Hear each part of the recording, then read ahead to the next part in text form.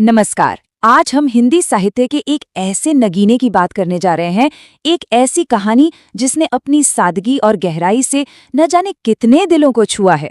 जी हाँ, हम बात कर रहे हैं चंद्रधर शर्मा गुलेरी की अमर रचना उसने कहा था कि ये सिर्फ एक कहानी नहीं है, बल्कि प्रेम, त्याग और वचन का एक पूरा महाकाव्य है।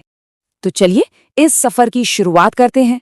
हम सबसे पहले लेखक यानी गुलेरी जी से मिलेंगे, फिर कहानी की गलियों में उतरेंगे, अमृतसर की उस पहली मुलाकात से लेकर पहले विश्व युद्ध के खंदकों तक, और आखिर में ये समझने की कोशिश करेंगे कि ये कहानी 100 साल बाद भी साहित्य का एक चमकता सितारा क्यों बनी हुई है। तो सबसे पहले मिलते हैं इस कहानी के रचयिता से। चंद्रधर शर्मा गुलेरी एक असाधारण प्रतिभा थे, 20वीं सदी के बहुत बड़े विद्वानों में से एक। लेकिन उनकी जो साहित्य ख्याति है ना, वो एक बड़े ही दिलचस्प और हैरान करने वाले तथ्य पर टिकी है। जी हाँ, सिर्फ 3। सोचकर भी हैरानी होती है ना, कि गुलेरी जी ने अपने पूरे जीवन में बस 3 कहानियां लिखीं, और इन्हीं 3 कहानियों ने उन्हें हिंदी साहित्य में हमेशा के लिए अमर बना दिया। बस यही बात उनकी कलम की ताकत को दिखाने के लिए काफी है, और यही बात उन्हें बहुत खास बनाती है। एक तरफ वो संस्कृत, इतिहास और पुरातत्व जैसे गंभीर विषयों के प्रकांड विद्वान थे, और दूसरी तरफ उन्होंने इतनी मार्मिक और आधुनिक कहानियां लिख दी। सच कहूं तो उनकी रचनाएं अपने समय से बहुत बहुत आगे थीं। चलिए अब कहानी के उस हिस्से में चलते हैं जहां सब कुछ शुरू होता है। जरा कल्पना कीजिए अमृतसर के भीड़-भाड़ वाले बाजार की, इक्के गाड़ी वालों की मीठी मीठी बोलियां, और उसी भीड़ में 2 मासूम जिंदगियों की पहली मुलाकात। लहना सिंह, एक 12 साल का सिख लड़का, अपने मामा के लिए दही लेने आया है, और वो लड़की रसोई के लिए बढ़िया।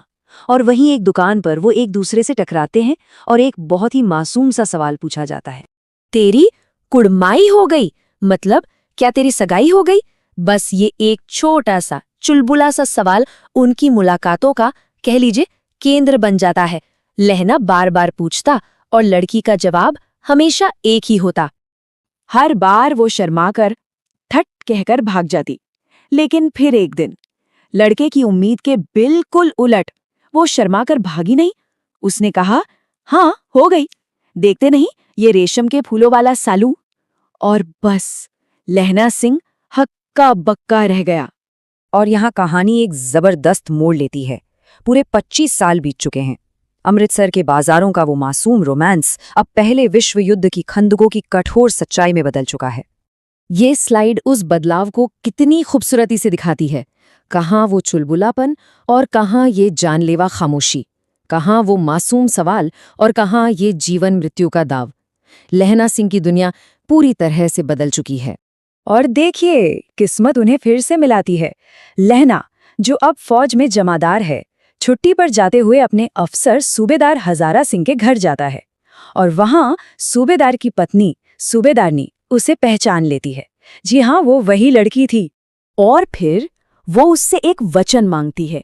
वो उसे याद दिलाती है कि कैसे बचपन में उसने उसे एक तांगे से बचाया था, और कहती है कि वो उसके पति और इकलौते बेटे बोधा सिंह की भी युद्ध में रक्षा करे।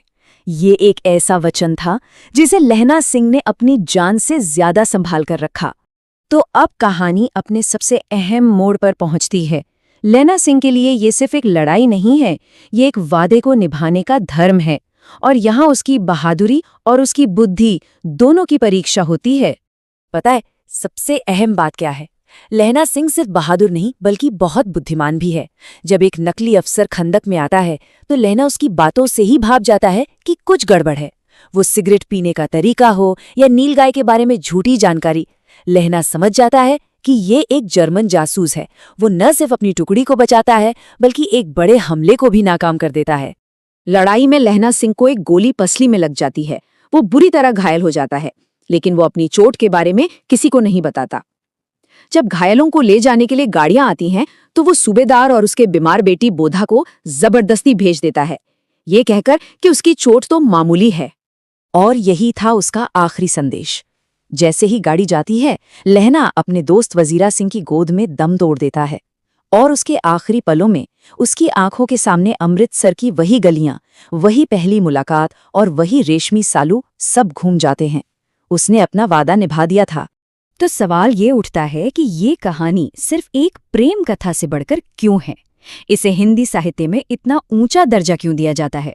इसका जवाब छिपा है इसके लिखने के अंदाज में, इसकी तकनीक में। उसने कहा था को हिंदी कहानी के सफर में एक मील का पत्थर माना जाता है। क्यों? क्योंकि इसने कहानी कहने के तरीके को हमेशा के लिए बदल दिया।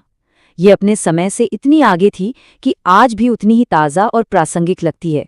इस कहानी ने पहली बार हिंदी में फ्लैशबैक तकनीक का इतना शानदार इस्तेमाल किया।